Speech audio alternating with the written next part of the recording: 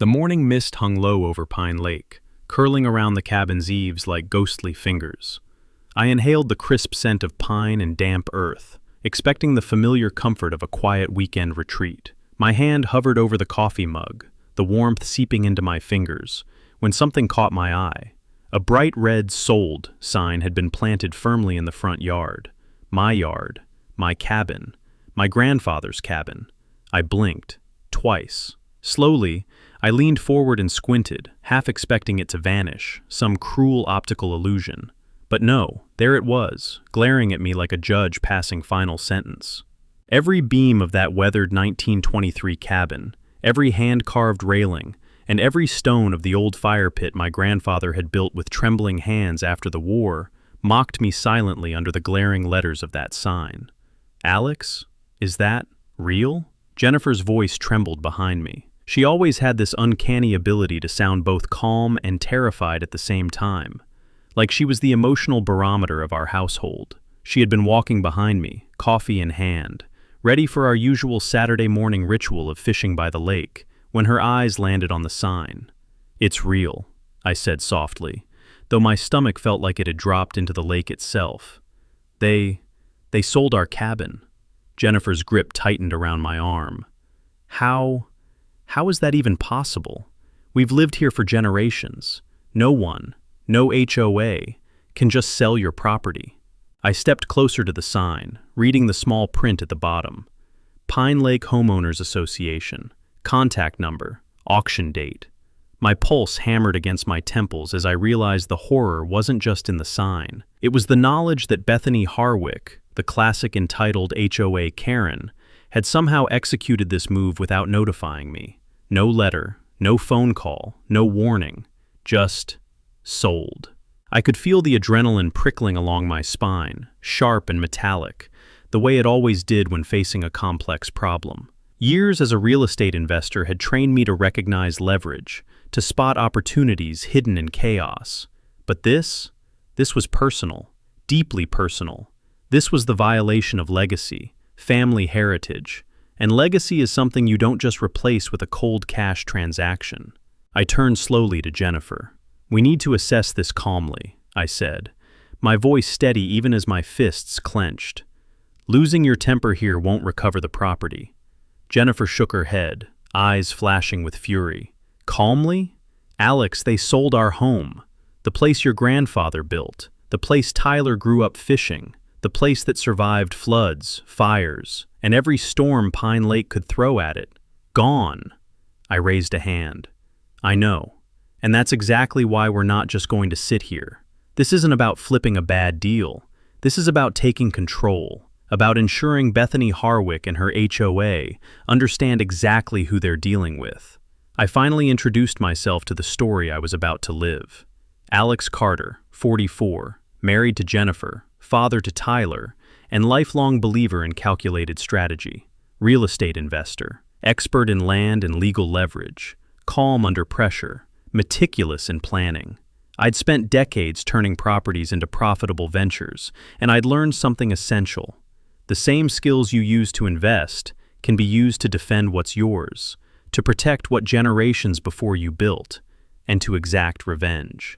I stepped onto the porch, fingers trailing over the smooth, worn wood of the hand-carved railing.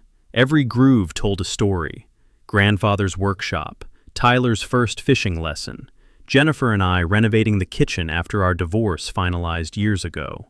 This cabin wasn't just land or a structure, it was the repository of 4 generations of care, sweat, and love. Bethany Harwick didn't see that. She didn't care. She had, for months, conducted a subtle campaign of harassment against me. Rules about dock placement, complaints about landscaping, baseless legal threats. And now this, the apex of entitlement. She'd sold my family's property without notification. Jennifer placed a hand on my shoulder, grounding me. "What's the plan?" she asked, ever practical. Always the other half of my brain when my mind threatened to explode in righteous fury. I turned toward the lake, eyes tracing the mist curling over the water. "First," I said, "we document. Every inch of damage, every legal loophole, every HOA misstep. This isn't just about the cabin anymore. It's about creating leverage. We'll need every scrap of evidence when we push back. I knew Bethany's style. Entitled, meticulous, and obsessed with appearances, she thrived on intimidation and bureaucratic warfare.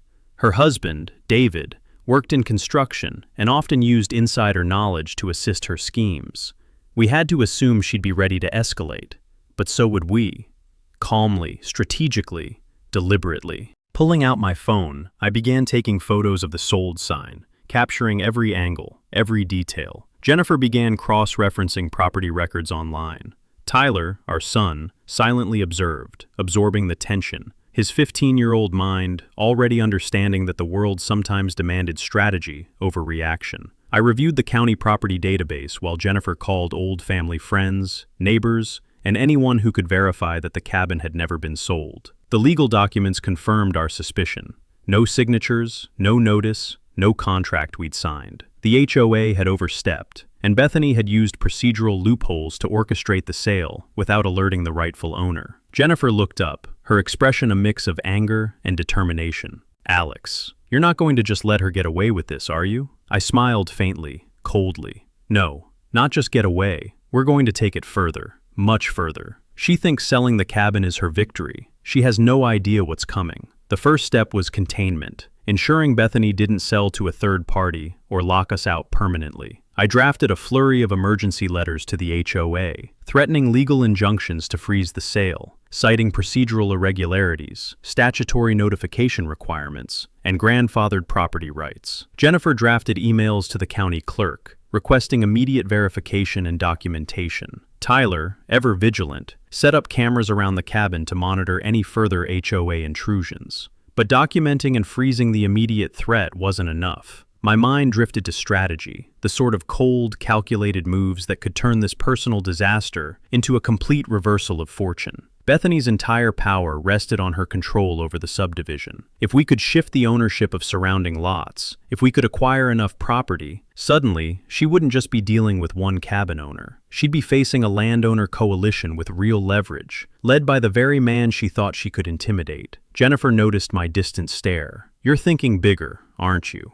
I nodded. "Always. If we just get the cabin back, she'll escalate. We need to hit her where it hurts, her control over the HOA. We need to turn the battlefield into our own." I took a deep breath, the smell of pine and coffee grounding me. This was going to be meticulous, strategic, slow burning, but once set into motion, unstoppable. And so, our war began not with fury, but with observation, intelligence, and patient planning. Bethany Harwick may have thought she had won by selling our cabin, but she had just triggered a chain reaction that would end with her entire empire, her control, her reputation, her HOA, being dismantled piece by piece. I stepped onto the porch swing with Jennifer beside me, Tyler leaning against the railing, gazing over the misty lake. "This isn't about revenge in the emotional sense," I said softly. "It's about justice, about restoring balance, about showing Bethany that actions have consequences." The sun rose fully over Pine Lake, glinting off the water, highlighting the sold sign in the yard. I didn't flinch.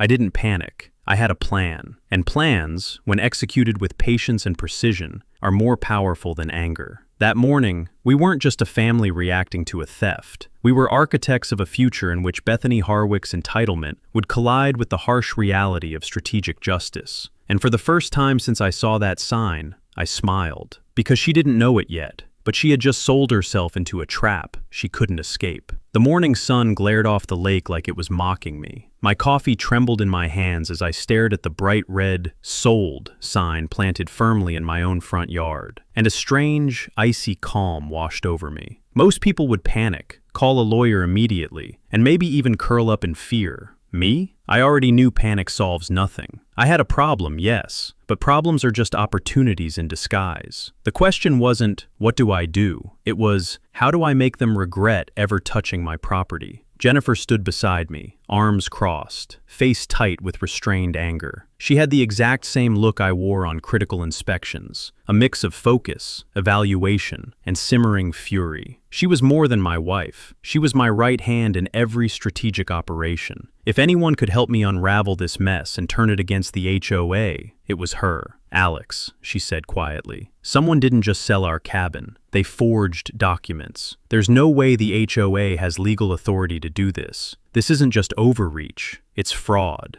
I nodded, taking a slow sip of coffee. The bitter taste only sharpened my focus. "Exactly. And if it's fraud," I said, letting the words hang like a loaded gun in the air, "then they've made a critical mistake. They've just activated the full weight of what we can do." First things first, understanding the battlefield. I grabbed my laptop from the porch table and started scanning county property records, legal filings, and HOA minutes. My eyes moved quickly across the screen, trained to detect inconsistencies, gaps, and anything out of place. There it was, buried in the minutes from the HOA board meeting 2 weeks ago. A single line that hinted at action to reallocate cabin property for community development. No signature from me. No vote by the community. Just a quiet, procedural decision orchestrated entirely by Bethany Harwick. Jennifer leaned over my shoulder. "This is deliberate," she said. "She didn't just push paperwork. She timed it for when you were out of town. She knew you'd be off guard." I felt a familiar tingle along my spine, part adrenaline, part satisfaction. She'd underestimated me. Bad move. The first step was documentation. Every email, HOA notice, recorded phone call, and even social media comment needed to be captured. I set up a secure folder on my private cloud, password protected and backed up across multiple servers. Jennifer pulled her tablet out and began scanning pages from the HOA website, minutes from meetings, and even Bethany's social media posts. Every smiling, entitled selfie became a piece of evidence. "Look at this," Jennifer said, pointing at a post where Bethany posed on the front lawn of a neighboring property, clipboard in hand, captioned, "Protecting our community standards, one lot at a time." Her smirk practically screamed hubris. "She's flaunting it." I smiled, tight-lipped. Exactly what we need. Pride before the fall. The next revelation hit hard. Access logs from the county's property portal showed multiple unusual IP addresses accessing my property records. One was traced to a commercial address linked directly to the HOA's management software. Someone had been watching every move I made online regarding the cabin. That's when I realized this wasn't just Bethany acting alone. Someone on the inside had to be feeding her my information. Every inspection, every repair, every weekend schedule. I took a deep breath. My mind raced, mapping the possibilities. Who could have access to my personal schedules and still operate inside the HOA machinery? It was too precise to be random. Every move she made seemed to anticipate my response. Someone knew us, someone close. Jennifer noticed the sudden tension in my jaw. "Alex, it's someone inside, someone who knows exactly when we're vulnerable.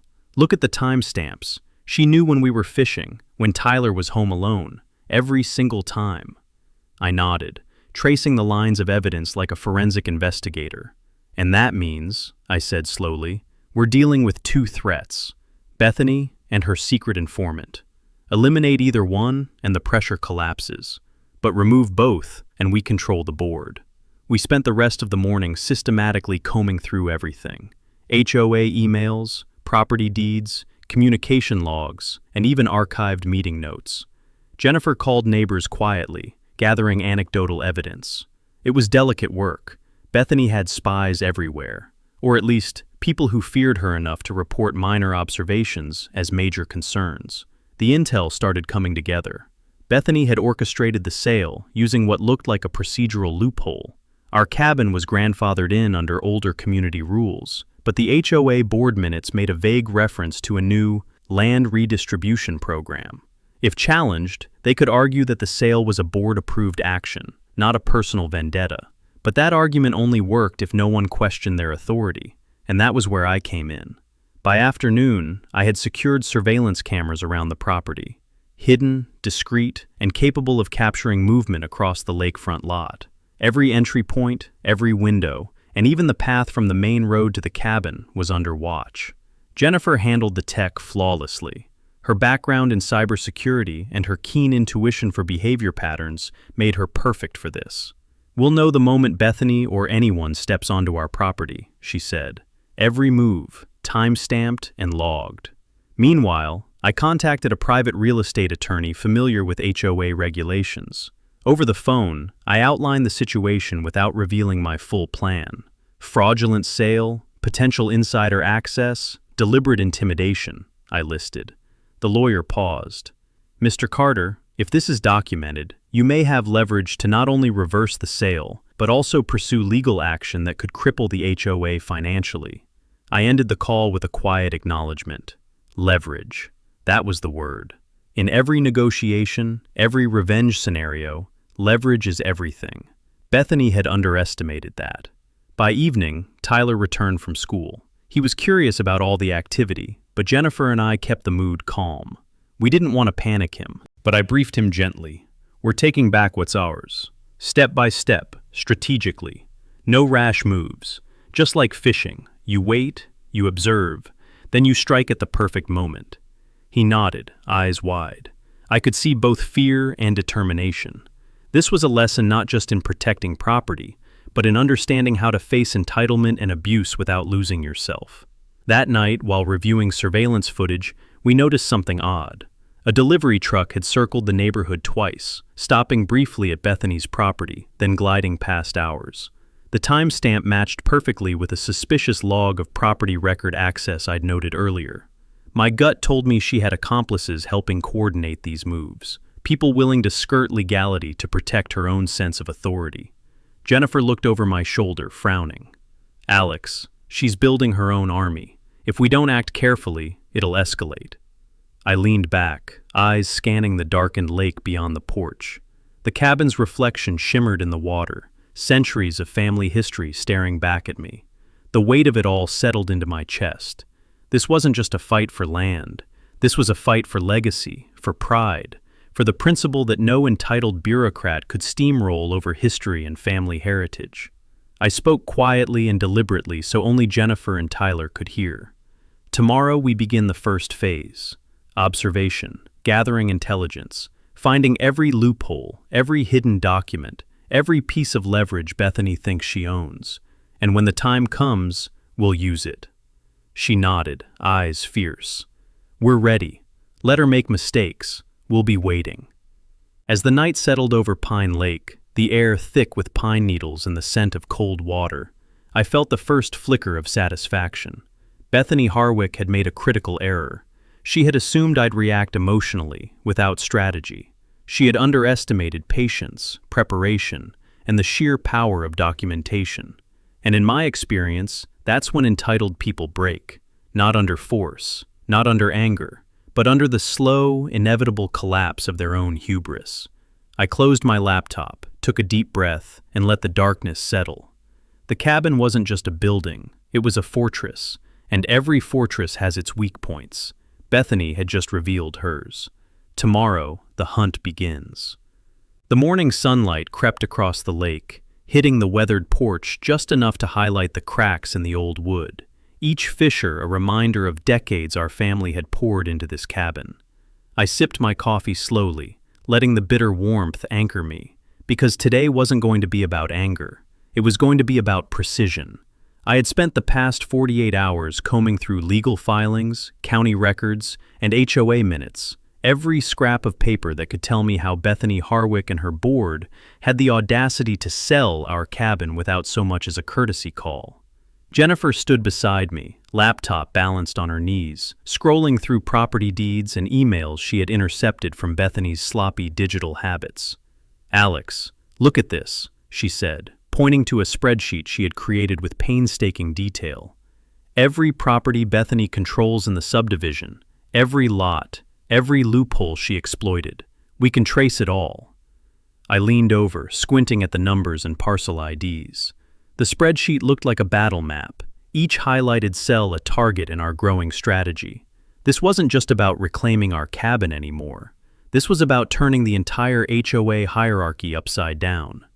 "Jennifer," I said slowly, letting the weight of my words sink in. "If we play this right, We can own every lot she thinks she controls. She looked at me, eyes wide but steady. You mean, buy them all? Yes, I said, feeling the adrenaline surge.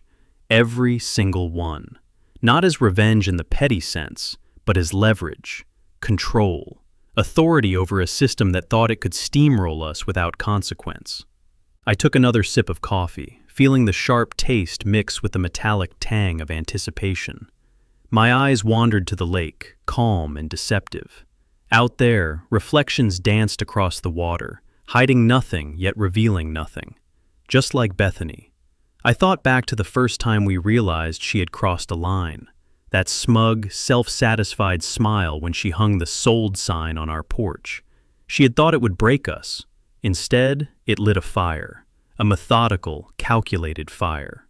I opened my laptop and pulled up the subdivision map.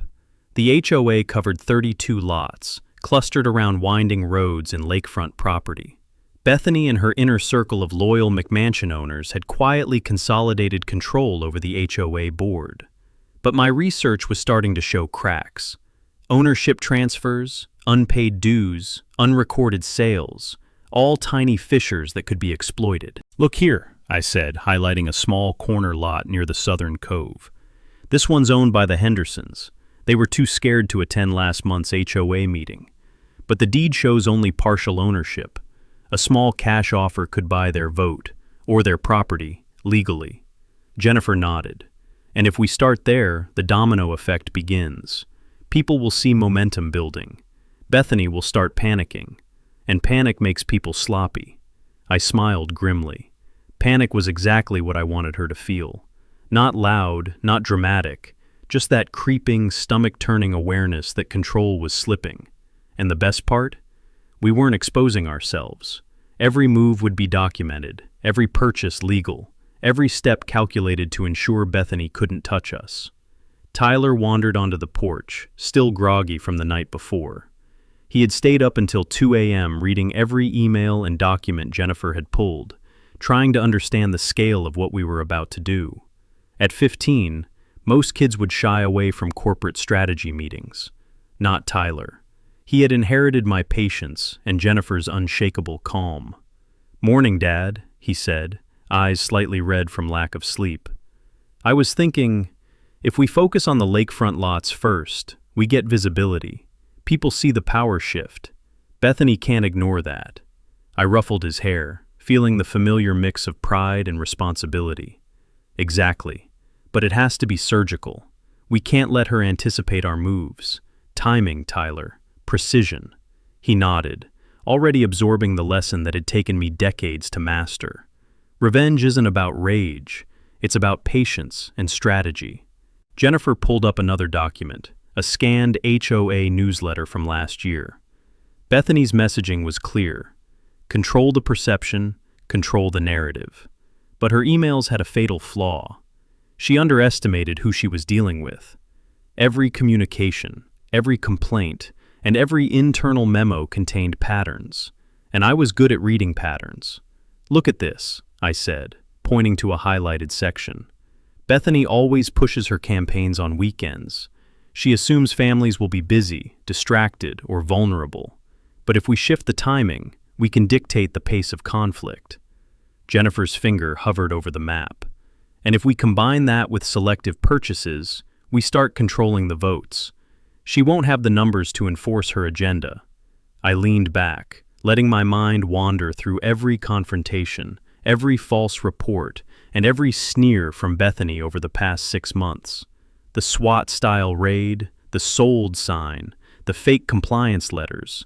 It had all led to this moment. I could feel the tension coiling like a spring, waiting for the right release. I also knew this wasn't just about legal leverage. It was psychological. Bethany thrived on dominance, on fear. By quietly accumulating control over her board, by becoming the unseen hand guiding the subdivision, I would invert the hierarchy. Suddenly, she'd be the one watching her every move, forced to respond, forced to negotiate, and always from weakness. "Alex," Jennifer said, breaking my trance. "I've also identified a few sympathetic board members. They're unhappy with Bethany's tactics but afraid of retaliation. If we approach them discreetly, they could tip the scales before she even realizes what's happening.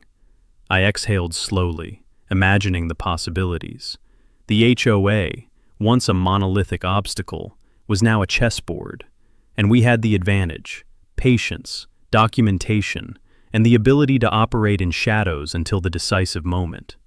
I stood, pacing the porch as the sunlight grew stronger, glinting off the water. "We need reconnaissance," I said, thinking aloud. "We need to know exactly what she's doing, when, and with whom. Tyler, we'll need cameras, not obvious ones. Something subtle, like I used to do on-site inspections. Jennifer, you'll cross-check everything: deeds, emails, public records, so there are no surprises." Tyler's eyes lit up at the mention of cameras. "Like spies?" he asked. "Exactly," I said, grinning. "Only these spies are completely legal, and every observation we make becomes part of our defense and leverage. We're not breaking the law. We're simply documenting reality so that the first time she tries anything, it backfires spectacularly." Jennifer opened a folder containing notes from past HOA meetings. Bethany's signature behavior was predictable. She leaned heavily on intimidation, relied on alliances with a few compliant families, and had a flair for dramatics. Perfect. Predictable patterns could be used against her. I walked down to the dock, Tyler following, carrying a small GoPro I had rigged for subtle observation. The water shimmered with early morning light, but I barely noticed. I was scanning tree lines, noting neighbor houses, and calculating lines of sight. Every possible vantage point Bethany might use had to be anticipated. "Dad," Tyler said softly, "she's going to be so mad when she realizes we're watching her every move." I smiled, crouching down to adjust the camera angle. "Tyler, this isn't about anger, it's about control. She can't manipulate what she doesn't know we've already accounted for. And every move she makes now will be on record. Every bribe, every complaint, every attempt to scare us. We're building an unassailable record, one step at a time." We spent the rest of the morning in silent coordination. Jennifer cross-referencing property titles, Tyler adjusting camera angles and noting sight lines, and I charting our next acquisitions: small corner lots, undervalued parcels, homes held by reluctant sellers, all leading toward a gradual consolidation of influence. By noon, our map had transformed into a living, breathing strategy. Each parcel highlighted, each potential ally identified, every risk assessed. Bethany's empire was intricate but brittle. She thought she controlled perception, but perception could be flipped with the right combination of leverage, patience, and timing. Jennifer closed her laptop and leaned back, eyes tired but gleaming. "We're ready," she said. "We know where she is vulnerable, who we can approach, and how to start slowly dismantling her control. Next step, execution." I took a deep breath, looking over the lake. Every ripple reflected decades of family history, resilience, and patience. I thought of my father, teaching me to value long-term planning over immediate retaliation. I thought of Jennifer, standing strong beside me. And I thought of Tyler, learning that justice isn't about rage, it's about method, strategy, and the courage to wait for the perfect moment. Bethany had underestimated us. That mistake would cost her everything, and we weren't even close to making our first move. I looked down at my map one last time before the sun climbed fully overhead. Every lot, every voter, and every weak link in Bethany's control structure was marked. And now, armed with knowledge, we could begin quietly turning the tables. The battle wasn't public yet, but the war had already begun, and the first pieces were in motion. The week had been a whirlwind of research, mapping, and silent planning. Each parcel of land, each family in the HOA, and each weak spot in Bethany's control network was now logged in meticulous detail. Today, it was time to take action. The first of many calculated moves that would dismantle her empire piece by piece. Jennifer and I drove slowly through the winding roads of the subdivision, Tyler in the back seat taking notes on his tablet, occasionally snapping discreet photos of homes and lawns. The lake glimmered on our right, deceptively peaceful, but beneath that surface, A storm was brewing, a storm I intended to unleash with quiet, lethal precision. "First target," I said, my voice calm but firm. "Lot 12, Henderson property. Vulnerable and undervalued, and they've made it clear they're unhappy with Bethany's constant interference." Jennifer nodded, double-checking her folder. "I've drafted an offer they can't refuse. It's legal, it's clean, and it positions us to start influencing HOA votes immediately." Tyler piped up. "Do we need to alert them to Bethany? What if she tries to block us?" I shook my head. "Not a word. If Bethany even suspects we're moving, she'll tighten her grip and make things messy. We're ghosts until we secure control. Remember, patience is leverage." We arrived at the Hendersons' home, a modest lakefront lot with peeling white paint and a sagging fence. I parked a discreet distance away. I didn't want to spook them. Jennifer handed me a copy of the offer letter, a clean, professional document designed to appeal to both practicality and emotion. I knocked on the door. Mr. Henderson answered, a tired man in his late 60s with a wary expression. Jennifer stepped forward, offering a warm smile. "We know Bethany and the HOA can be intimidating," she said gently. "We're here with an opportunity that keeps you in control and ensures your peace of mind." He hesitated, glancing nervously down the street, no doubt imagining Bethany observing from her perch. "Bethany, she wouldn't approve," he muttered. "Exactly why this needs to be discreet," I said. "No one outside your family will know. You maintain privacy, we maintain legality, and you're protected from her interference." He nodded slowly, the tension in his shoulders easing. "All right, let's see what you've got." As we walked him through the offer, I realized something crucial. This wasn't just a transaction. This was the first psychological blow to Bethany's empire. The Hendersons had always been compliant and loyal to her authority, but the lure of control, of security, of independence, they were already leaning toward us. And that's all it took. By the afternoon, the offer was accepted. One lot secured, one small victory, but enough to send ripples through the neighborhood. We were no longer just angry homeowners. We were becoming a force Bethany couldn't ignore. Driving back to the cabin, I felt the surge of satisfaction, tempered by the knowledge that the battle was only beginning. The Henderson lot wasn't just property. It was leverage, influence, and the opening move in a long game. Jennifer and I convened at the kitchen table, reviewing the next targets. Each one required a slightly different approach. Some were afraid of Bethany, some were indifferent, and a few were actively seeking change. The key was subtlety. Don't alert Bethany, don't force confrontation, but quietly, inexorably, tip the scales. Tyler spread out the map, pointing to a cluster of mid-sized lots near the northern cove. "If we secure these, Bethany's inner circle will lose their majority on the board. They'll start second-guessing her." "Exactly," I said, feeling the familiar thrill of strategy aligning with opportunity. "But we don't want to rush. Slow accumulation is more dangerous than a direct attack. She won't see it coming until it's too late." The evening brought a small victory celebration, not flashy, just us on the porch with the lake shimmering, sipping wine and discussing the next moves. But even as we celebrated, my mind never stopped. Bethany's predictable patterns, her overconfidence, and the alliances she relied on, they were all tools I could use. And every interaction, every tiny victory, brought us closer to total control. Over the next week, the first dominoes fell. Offers accepted, minor alliances formed, subtle influence exerted. Bethany began sensing something was off.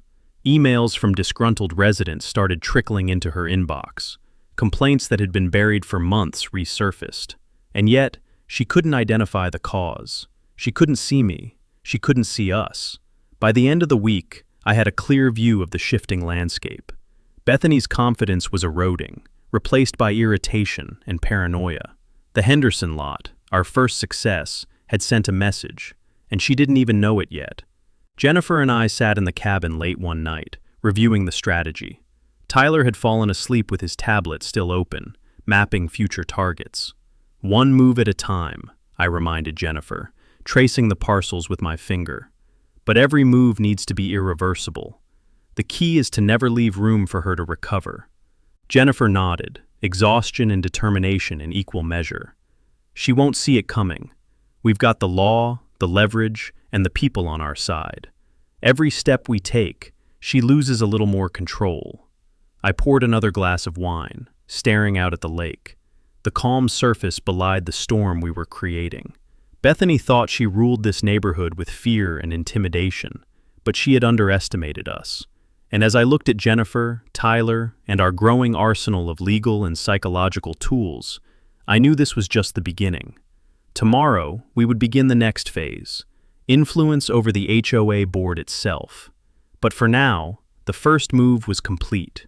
The Henderson lot was ours, the neighborhood whispers had begun, and Bethany's world was starting to tilt, ever so slightly, ever so dangerously.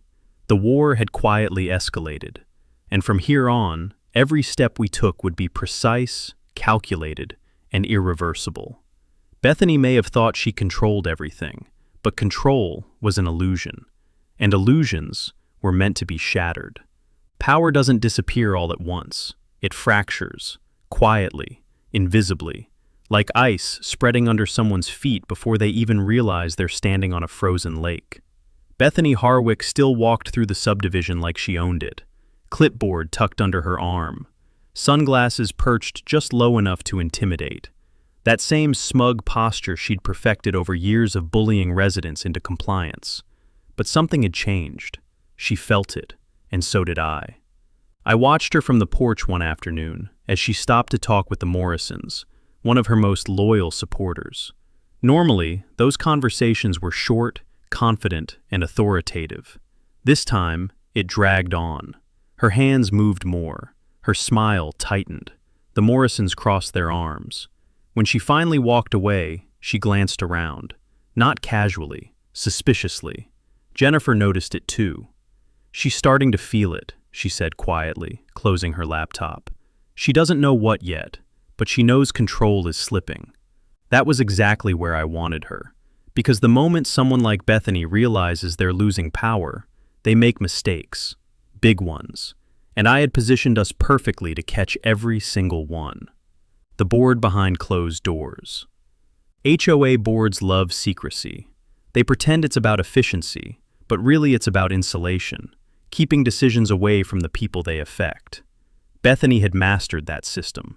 She ran meetings like military briefings, discouraged questions, and used procedural jargon to silence dissent. But what she didn't realize was that boards aren't unified organisms. They're collections of egos, fears, and self-interest, and all of those could be exploited. Jennifer had already identified 3 board members who were quietly unhappy.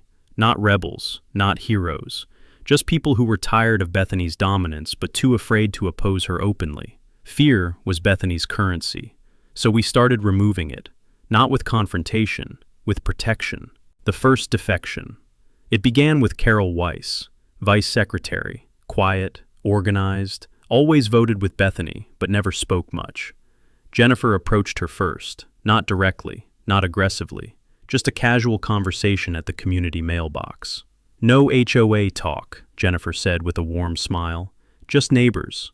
That was the trick. Carol talked. About how Bethany had overridden votes, about how minutes were edited after meetings, about how she once tried to question a fine and was shut down publicly. Jennifer listened.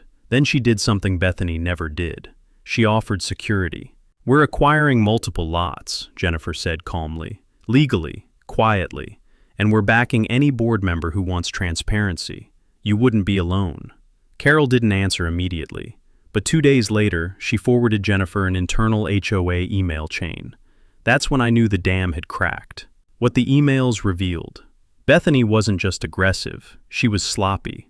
The emails showed her instructing the board to retroactively justify the cabin sale, advising members to avoid written objections, encouraging selective enforcement to pressure specific homeowners into selling. One line stood out. "Once Carter is neutralized, the lakefront opens up for redevelopment." Neutralized. She hadn't just wanted the cabin, she wanted me gone. I leaned back in my chair, reading that line again. So this was never personal emotion for her. It was strategic greed, which meant she'd underestimated who she was dealing with, turning the board into a weapon. We didn't leak the emails, not yet. Exposure was coming, but timing mattered. Instead, we used them as leverage. Jennifer scheduled one-on-one casual meetings with 2 more board members. Nothing formal. Coffee, dog walks, friendly conversations. Each time, she shared just enough. Not threats, not accusations, just facts. And always the same quiet reassurance. You won't be alone when this comes out. By the end of the week, Bethany still believed she controlled the board. In reality, she had lost the room. Bethany pushes back. That's when she made her next mistake. She escalated. Violation notices started appearing, aggressively. Noise complaints, landscaping warnings, dock inspections. Not aimed at us, aimed at everyone. It was classic Bethany. Squeeze harder when control slips. But this time, the neighborhood didn't just complain quietly. They started comparing notes. And guess who they came to? Me. One homeowner after another. Emails, calls, door knocks. Alex, is it true you're buying property? Alex, are you fighting the HOA? Alex, can they really do this to us? I didn't promise anything. I didn't posture. I simply said the same thing every time. I document everything, and I protect what I own. That was enough. The vote Bethany didn't see coming. The next HOA meeting was scheduled for Thursday night. Bethany arrived confident. She always did. She opened with her usual authority, agenda packed, discussion limited, and no public comments allowed. But something felt off. She kept glancing at the board. They weren't nodding like they used to. Halfway through the meeting, Carol raised her hand. Bethany froze. Carol never raised her hand. I'd like clarification, Carol said evenly, on the legal authority used to approve the Carter cabin sale. The room went silent. Bethany's smile tightened. That matter is settled, she snapped. We're moving on. No, another board member said. We're not. That's when it happened. For the first time in years, Bethany was outvoted on a procedural motion. Not publicly, but officially. The sale review was placed back on the agenda. I didn't attend the meeting. I didn't need to. Jennifer watched from the back. She texted me one word when it happened. Shift. Bethany's mask slips. The next morning, Bethany showed up at my cabin, unannounced. No clipboard, no sunglasses, just fury. You think you're clever, she hissed. Buying influence, turning people against me. I stayed calm. That infuriated her more than any argument ever could. You sold my property illegally, I said evenly. Everything after that was just math. She threatened lawsuits, audits, sanctions. I let her talk. Then I said one sentence that ended the conversation. Every email you've sent is archived. Her face drained of color. She left without another word. The crown is cracking. By the end of that week, 3 board members were no longer loyal to Bethany. 2 more properties were under contract with me. The cabin sale was under formal review. HOA members were openly questioning enforcement. Bethany still had the title, but titles without obedience are meaningless. She had built her power on fear. I had replaced it with alignment. And once people realize they're not alone, they stop being afraid. I stood on the dock that night, watching the lake reflect the moonlight. The cabin was still technically sold. Bethany still technically sat at the top. But beneath the surface, everything had changed. She thought she was fighting a homeowner. In reality, she was losing a war to a strategist, and we were just entering the final phase. The calm before the storm is always quiet, almost silent. Too quiet. I could feel it in the air the morning after Bethany stormed out of my cabin. The lake was still. Birds seemed to hesitate mid-flight. And for the first time in years, the neighborhood whispered. Not about me, but about her. People were watching, waiting, questioning. And that's when fear finally turned to doubt. The evidence unfolds. I didn't need to do much. Just let the dominoes fall. Every email Jennifer had collected, every document Carol and the other defectors had shared, every procedural misstep Bethany had made. It was all ready, all irrefutable. I didn't leak them outright, not yet. Instead, we strategically misplaced them, in the right hands, to the right people. The local news loves drama, especially when it involves an overreaching HOA, shady sales, and a beloved cabin being stolen right under someone's nose. By Tuesday, a reporter knocked on Bethany's door. "Ma'am, can you comment on allegations that the HOA sold a property without notifying the owner?" Bethany froze. Her mind raced. What could she say? Deny? Lie? Threaten? All of those options looked weak under the glare of her own emails, which now had been shared, quietly, anonymously, with the reporter. She slammed the door, but the cracks were showing. Neighborhood rebellion. While Bethany panicked behind her closed doors, the neighborhood began to move. People who had once been too intimidated to speak now called meetings. Residents shared stories about fines that didn't make sense, notices that weren't delivered properly, and docks and lawns unfairly targeted. Even longtime supporters of Bethany were questioning her authority. Jennifer and I didn't lead them. We just guided quietly. A nod here, a reassurance there, a piece of evidence strategically dropped. It was beautiful to watch. Fear had been her weapon, but now fear had turned against her. The legal hammer. I didn't just want Bethany humiliated. I wanted her control broken completely. So I made sure to play every card legally. Our attorney reviewed every sale, every notice, and every meeting minute, and it all pointed in one direction: HOA misconduct. We filed motions, claims, requests for audit. Bethany's confident mask finally started cracking. Emails showed up in court that she'd thought were private. Meetings were documented with timestamps. She couldn't argue. The neighborhood backed us, and with every lawyer visit and every court date, her sense of control unraveled. By the time the first official hearing came, Bethany looked like someone had removed the ground from beneath her feet. And I watched calmly from the back of the room, letting the tension build, letting her realize just how isolated she had become. The board collapses. The board, once a fortress of loyalty to Bethany, is now fractured completely. Carol and the others testified about her attempts to manipulate votes, falsify records, and intimidate homeowners. Bethany's allies had disappeared, either scared of being implicated or too embarrassed to defend her. She tried to argue, tried to assert dominance, and tried to force control with her voice and her posture. But it was meaningless. Her power relied on fear, and now fear had fled. The board members, once terrified of her, now sided with us quietly, providing crucial leverage. By the end of the session, Bethany wasn't just weakened, she was exposed. The neighborhood awakens. Outside the courthouse, the atmosphere had shifted completely. People who had lived in silence, afraid of fines and wrath, were suddenly emboldened. Residents came up to me, shaking hands, smiling, whispering gratitude. "You saved our homes," one said. "You made her stop," another added, and I just nodded, quiet, calm, strategic. That's all I ever needed to be, because the revenge wasn't over yet. Bethany's desperation. Bethany didn't give up easily. She tried everything: lawsuits, defamation threats, emergency board meetings, media campaigns, but every move was countered before it even landed. Her desperation was visible. Her arrogance, which once intimidated the entire neighborhood, now made her look petty. The emails leaked strategically by Jennifer, every single one was used in court. The residents who supported us, they testified. Her closest allies abandoned her completely. By the end of the month, Bethany had lost everything: authority, trust, and credibility. The HOA still existed, but she no longer ruled it. The land acquisition ends. While Bethany floundered, our quiet acquisition of land continued. Lots that were once speculative or overlooked were now ours. One by one, parcels around the cabin came under our ownership. Roads, lakeside access points, undeveloped lots, all strategically bought to give us leverage. We didn't just want to reclaim my cabin, we wanted to reshape the entire community. By this point, nearly 40% of the subdivision was under our control.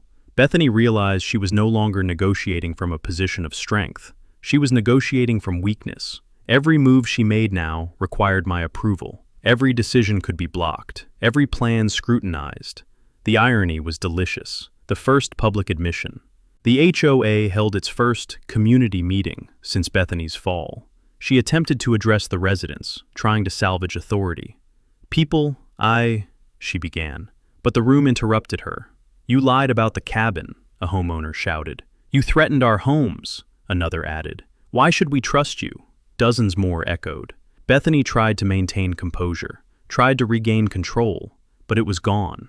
The residents, now empowered, openly questioned every action she had taken, every rule she had enforced. By the time she left the room, it was clear. Her reign was over. The calm after the fall. I stood on the dock that night, looking out at the lake. The cabin, the center of this storm, was secure again.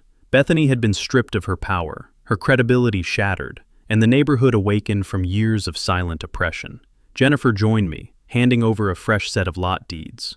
"Everything we planned?" she asked. "Exactly as intended," I replied. The community had been liberated, and we weren't done, because in order to truly secure the cabin and everything around it, Bethany needed to be removed from the equation completely. The final chapter would be about control, about ownership.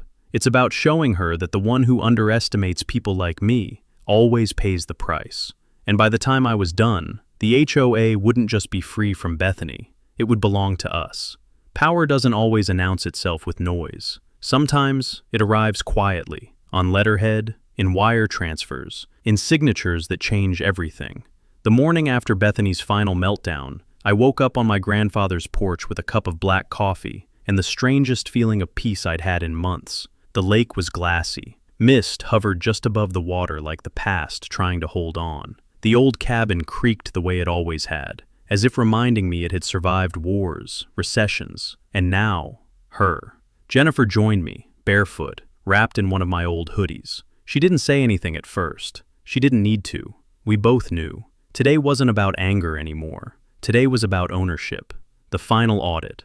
At 9 a.m., the HOA emergency audit results were released. Bethany hadn't just mismanaged funds, she drained them. Legal retainers paid to her preferred attorneys. Consulting fees paid to shell LLCs. Beautification expenses were routed to companies owned by friends. And worst of all, the HOA was functionally bankrupt. Reserves gone. Insurance is underfunded. Future liabilities stacked like explosives. The same HOA that thought it could sell my cabin without telling me was now on life support. And when HOAs collapse, something interesting happens. They liquidate. The offer no one else saw coming. Most residents panicked. People think panic looks loud, shouting, arguing, threats. But real panic is quieter. It's whispered phone calls, late-night Zillow searches, for sale signs that appear overnight. I watched it unfold like a chessboard tipping in my favor. That afternoon, my attorney called. "Alex," he said, unable to hide the grin in his voice. "The HOA is preparing to sell off undeveloped lots and common land to cover liabilities." "How many?" I asked. A pause. "All of it." Jennifer looked at me sharply. I muted the phone and smiled. "Remember when you joked that the only way to beat an HOA is to own it?" She laughed slowly. I wasn't joking. Neither was I. Buying silence, one lot at a time.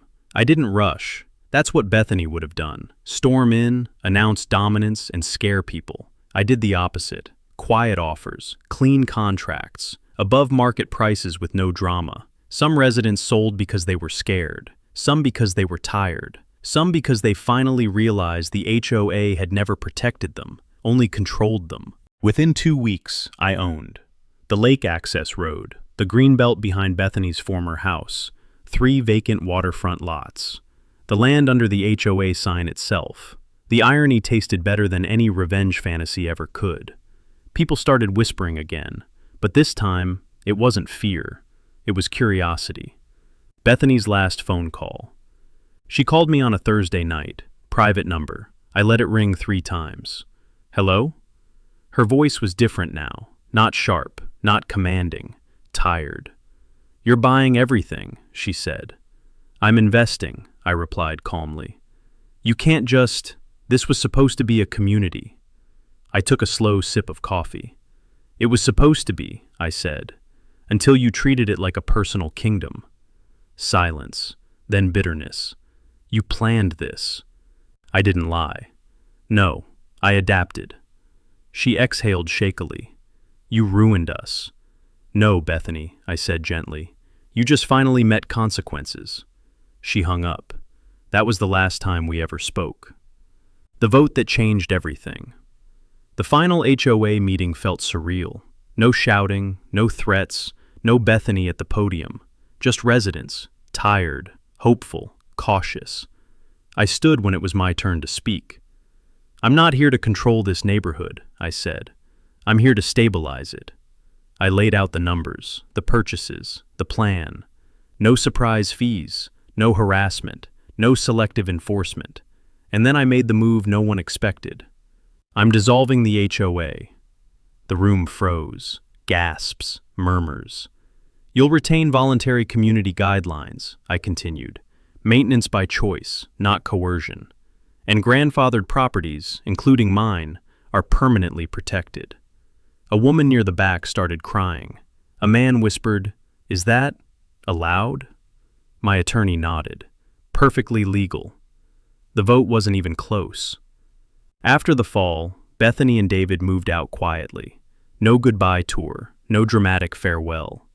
Their glass house sat empty for months before selling at a loss. David transferred departments. We had one final conversation, short, professional, and honest.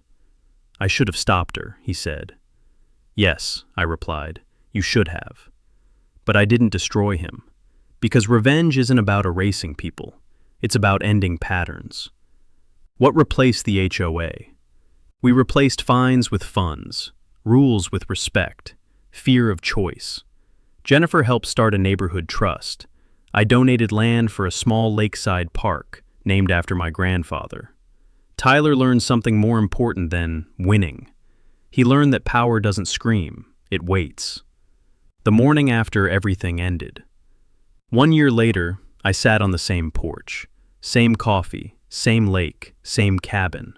But the silence was different. No binoculars across the water. No violation notices taped to doors. No fear of hiding behind phone calls. Just loons calling, wood creaking. Time is moving forward again. Jennifer leaned against me. "You didn't just get your cabin back," she said. I nodded. "I got the future back." Final words.